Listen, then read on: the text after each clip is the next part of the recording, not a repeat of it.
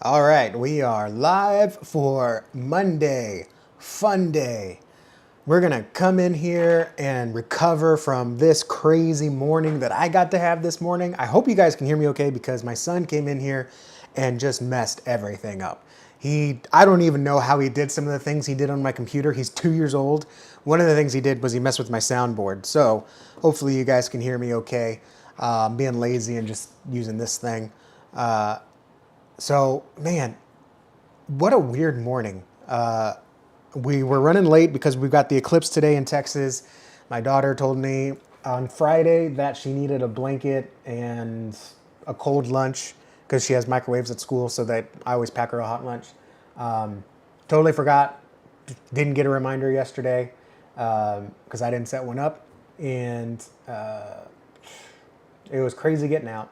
Then on the way to school, forgot my son's shoes because you can't put shoes on the boy. He's going to take them off. So, I just don't put shoes on him in the morning. I put him in the car with his socks.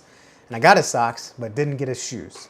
So we get out of the neighborhood, turn around, come back to school, and then our son decides to throw up. Just for no reason at all. Just babies throw up sometimes. So drop my daughter off, take him home, get him changed. Wife's here to help, thankfully. At the same time, during all this, contractors show up that I wasn't expecting. I probably should have been, I guess, in hindsight, but I wasn't. So that was also another addition. And then I had to go to Kroger because we didn't have anything cold to pack for our daughter. I try to cook a lot of fresh food, so we don't just exactly have lunch meat sitting around all the time or Lunchables or stuff like that. So after I drop my son off, go to Kroger, get some Lunchables for my daughter, take it back to school, get home, man. Crazy day. But I did wake up at 5, got my workout in. So I am sore, I am tired, but that was my Monday. And as you can tell, it has been a fun day. So let's go through these emails here, see what's been going on this weekend, chat a little bit about what's going on in the church world. I want to share something with you too. I started reading this book. My goal is to get it read by Friday. I normally like to take my time with books, but I've got so many production books, business books, church books, discipleship books I want to get through. I'm just going to have to power through them. And then I'll probably select my few favorites that for example, The Insurgents I powered through for Frank's interview. But it's on my list to go back through in detail and actually intentionally meditate over it. But this is one, I got 3 visitor books in one go. So I got Macintosh's Beyond the First Visit book. Read the first 36 pages this morning. So far, so good. I really like what he's saying. One thing that really stood out to me, I did highlight. I only highlight the stuff that I'm like, yeah, that's something that I need to remember. I need to write down on a note card and memorize. So there was one thing that really stood out to me. I was like, man, I'm gonna have to remember this. I think it was this one. Remember, the end result of any contact is a feeling, positive or negative, about your entire church. And he talks about a lot of the same things that we talk about, so I'm not going to rehash that because there's podcasts and shows, and I don't want to get on a tirade. This is not a teaching time, but just like a moment of truth where he's like, you know what? It's true. No matter what you think about someone, a feeling is ultimately what's going to get them to remember you by. Does that make sense? For example, there's a church down the street. Love the church. It's a great church. They do great work. Every time we went, though, I could not shake the pastor's hand. In fact, to shake the pastor's hand, you'd have to go to their second campus where he's preaching at the end of the day, and then I think he has time to actually talk with you. That just didn't rub me the right way. But everything else about the church is great. Like, they got great greeters. I'm sure they got great ministers. Their children's pastor is great. Teachers are great. Kids love it. Awana's program. They're doing good stuff in the community. They're obviously preaching the Bible. Good stuff. It's just, there's just one feeling that I can't, On the flip side, the last church we joined, First Baptist Edinburgh, it was like we visited at one time and it was like, yeah, this is the place. Like, we felt like this was the place. And maybe it was because we had so many bad visitations before that, and we were kind of like, maybe had our standards lowered, which at the end of the day, this church was fantastic. It wasn't subpar at all. So just thinking like, okay, well, I think a lot of the approach we take to visitor and guest ministry is logical. If we do this, then this. Whereas maybe there's a little bit more spiritual. I say spiritual because I always judge things on John 4, spirit and truth. I think worship needs to be balanced in spirit and truth. I think preaching and discipleship needs to be balanced in spirit and truth, even small groups. I think a lot of times we spend a lot of time on truth and we don't spend a lot of time giving room to the Spirit to speak or to move or to even just be meditated with, if that makes any sense.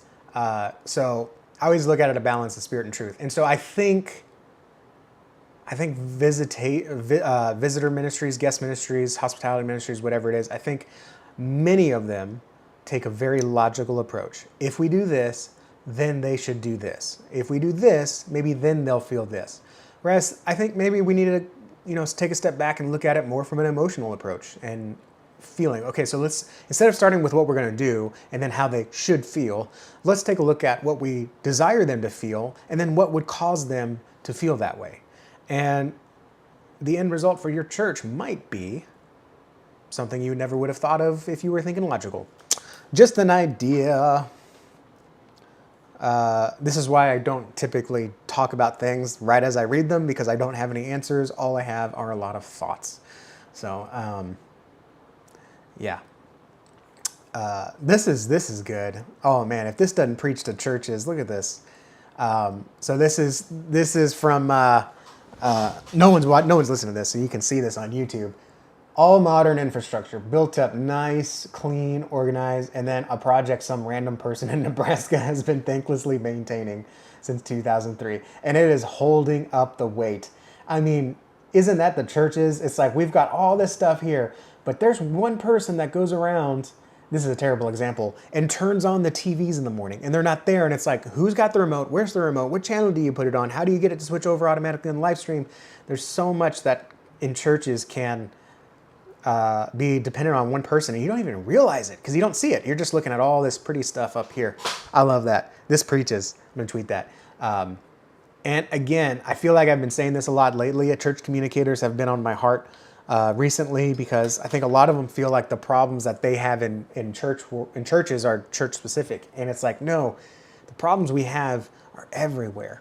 And this just goes like this is literally it. Didn't Amazon go down because someone accidentally typed a 0 instead of a 1, or they typed an extra 0 and it just took down a third of the nation's internet because one person, not specifically in Nebraska, did something? I mean, that preaches. I like that. I like that a lot. That came from our SEO software provider, local Viking. Good stuff. Yeah, some information about Facebook's going on, stuff like that. Man, Wonder Dads, I get their newsletter. I paid for a lifetime membership years ago, two or 3 years ago. And I read their newsletters, but I'm just not involved in the community because it's like, man, I can be involved with you or I can be involved in business and the family, and it's like, it's that tension. You know what I'm talking about? We did bring on a new designer. It looks like she finally got access to our Canva account tomorrow. I made the executive decision. We are from now on, anything that the client needs to touch, we're doing it in Canva. So the things that we do, obviously a lot of the logo work is going to be done in Illustrator.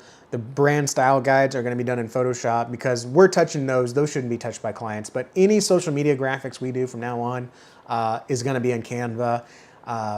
Sermon series, we just have one client doing sermon series and he's a legacy client. We don't offer that unless like someone really needs it, but those are going to be done in Canva from now on. Basically anything that clients need to be able to adjust or might want to adjust in the future. For example, one of the things we started offering now is 80 done for you social media templates when we do your brand. So we'll do your brand and then we'll do 80 matching social media templates ranging from sermon quotes to Bible verses to testimonial options. And then you can just go into Canva and just swap out the text and swap out the photo. And hey, this is like your own. It's branded. It's got your colors. You can't mess it up. It's easy to give to a volunteer and just say, hey, just change the words in the pictures. Don't change the colors or the layout because that's the sharpness we use. That's the accents we use. And so we got all those in Canva now versus, here's some Photoshop files and they can't edit it or they ask us to edit it and it takes too long. So something I had to learn running a business. Let's see here. Got a domain that's updating. Glue's another subscription, man. I'm not doing nearly as much as I should with it because I just haven't had time. But I don't want to cancel it because it's like when I do have the time, I want to remember that I have this. A lot of ad receipts. Let's see here. Top stories. Elon's going to be investigated. I don't care. I love Elon Musk. I don't care. Don't. This is something that I feel like it's one of the things I want my kids to understand. Like Elon Musk. If you're going to ask me if I'm pro.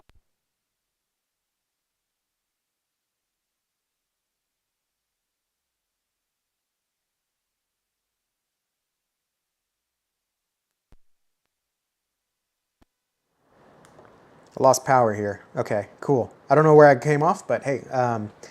So if you were to ask me, hey, are you pro or anti Elon? I would say I'm pro Elon. If I was a dichotomy of choices, do I think he's perfect? No.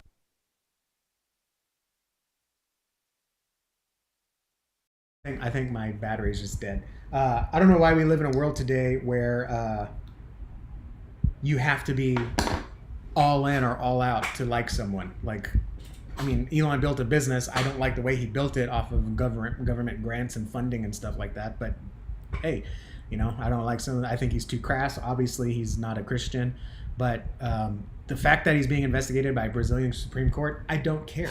But I'm saying this now because I want my kids to understand this, and I think a lot of folks in the church will need to understand this. Where you give your attention, you give power. Where you put blame, you give power.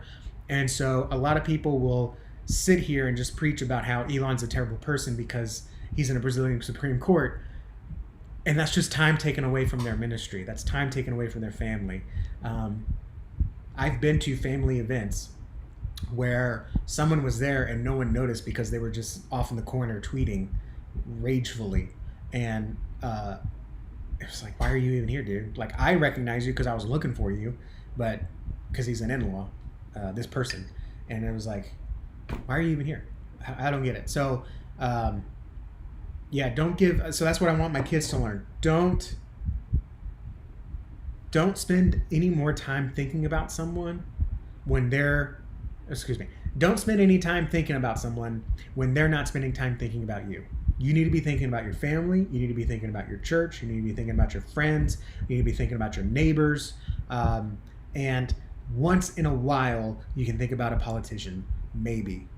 Okay. It's fun to spend time thinking about movies and comics. I mean, I love all that stuff, video games, talk to your friends about that. That's all good stuff. But to sit there and these people that are constantly tweeting about someone they've never met that doesn't give a flip about them is just a waste of time. And I see the enemy using it to tear people away from ministry, to tear people away from opportunities, to tear people away from God's blessings and turn them into a curse. It's just, ugh. So I want my kids to learn that. I don't know. You can tell me I'm wrong. Unsubscribe. All right, and GPT-4 Gemini used transcriptions of YouTube videos for training. Yeah, that's fine, whatever. Let's see. I've got a project management software that I need to get new contractors plugged into, and before I can do that, I got to get it updated. I got new SOPs I got to load in there. I've got I've got some past projects that they're late, but they're not late. They just haven't been marked completed. It's ridiculous. And there are flies and gnats all over this house because we've been eating a lot more fruit. Let's see here. Oh, we got some AppSumo. AppSumo, one of my favorite softwares. If you haven't seen this, maybe I can put a referral link down below. Before you buy any software, if you're working on a budget or you're a gambler and you're like, hey, I got $60 to waste, go check out AppSumo before you spend money on a subscription. There are some that are killer that I use every day. Our social media posting software is one of them. There are some that you buy and you never use and it was a waste of money. But the money you save, for example, I use SocialBee, which I got from AppSumo. They keep it. Dub is another one. It's like a substitute for Loom. On those two softwares, I probably spent $100, And if you wanted to get those softwares now, you'd be spending $30 a month. But I have them for life for that $100. So before I see this posted a lot in Facebook groups. Before you buy a software, go check out AppSumo. They may have a lifetime deal. Now, it's not going to be the software you want. It's going to be a newer software. They need to build capital. They need to work out some bugs. But again, you can end up saving thousands of dollars because you can use a software you just paid for once. So I like that. And I don't think they're going to be like that for long. I think eventually they're going to move to a subscription model. Because I think, why? So instead, we have this $30 a month software. We could sell it one time for $100, or maybe we could just offer it monthly for $5, $10. So it's still a good deal, but they probably, I don't see them lasting that long in today's economy without getting that MRR. We got a AI newsletter here. I don't see anything going on here. There's a video about how to break AI. I'm not gonna look at that. Smart shades now sold by Best Buy. Man, who wouldn't love that? They have some. Let's take a look at this. They have some AI prompts here. Chat GPT for marketing professionals or church communicators, let's say. Content ideas and campaign strategies. Okay, here's the prompt. Develop a skill enhancement roadmap. Notice it says roadmap. I'm all in on roadmaps. If you don't have a 1, 2, 3 or a 1, 2, 3 of your 1, 2, 3s, you don't have a plan. Okay, you got to have a roadmap, an A to Z process for your social media campaigns, for your sermon planning, for your advertisements, for your event promotions. Everything needs to have a 1, 2, 3 roadmap. We still call them SOPs, but maybe I'll call them roadmap because that's like you got to do it in a certain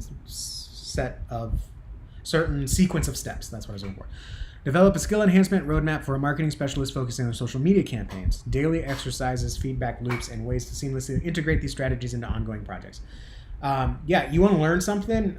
You can go Google and spend an hour on Google, or go find your favorite influencer and take their course, or you can ask ChatGPT, hey, just give me some ideas, right? And you don't have to follow it exactly. I wouldn't, but it might get you brainstorming. So instead of going and listening to everything your influencer does, maybe you're just like, oh, that's a feedback loop that I can improve of. It's like a small incremental step. I think that's great. That's how AI should be used. It should be used for brainstorming, not complete answers, end all, be all stuff. All right. I had a client emailing me. He didn't get a report last week, so I get that for him. More spam mentioning Facebook page clients. That's fine. Those are just. I was telling one of my clients. He was like, I just keep getting spam emails. Is this something that we need to look into? And I said, no. I said, spam emails are actually a good thing, because here's how it works. Let's say I'm selling websites, okay? And you have a website. Well, that tells me two things. Number one, obviously you are paying for a website, so you might switch and pay for my website. So you get a better website, I get money, equal change of value, okay, great. Actually, it would be an unequal change of value. But number two, here's the thing, I was able to find your website. See, I don't pitch websites to people who don't have a website or I can't find their website. I only pitch the ones that, this is an example, I don't do this anymore, that I can find. So if I can find your website, that means your website is indexed by Google. It means you've taken a step forward. Maybe you're on the front page, because I only go through the first 5 pages, or maybe the first page only, I don't know. So a lot of times when we take on church clients and we do SEO work or website work, one of the things that they notice is like, hey, we're getting a lot of spam messages thanks to this new website. This is not good. And I say, no, it is good, because it means you're visible, okay? It's the same thing if you have a church on the corner a church in a neighborhood, and then you move it to the corner, and all of a sudden you're getting more people asking for money, more people coming in, you need to hire security because you got more people cutting through your parking lot and leaving trash and stuff like that. Like, that's all a problem, but you don't move back into the neighborhood where you're hidden. You stay there and you deal with it, because as you have new opportunities, new problems surface. And that's a good thing. As you grow as a church, as you increase your reach, your problems are going to increase 100-fold. That's not a reason to back out. And if your first instinct is to back out, to back away, to retreat, you might want to start there when it comes to why aren't we reaching more people? Why are we irrelevant? Why aren't we growing?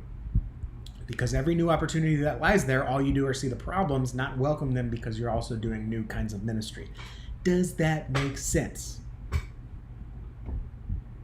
Looks like one of the conferences got delayed that I was going to be a part of this week, so that's fine. I'll read more about that later. Hope that made sense. Appreciate you guys watching. Come back next week for Monday Funday. And if we're still here, the solar eclipse is going to be in about 2 hours. So I don't know. Hopefully we're all still here. If not, I'll see you on the other side. God bless.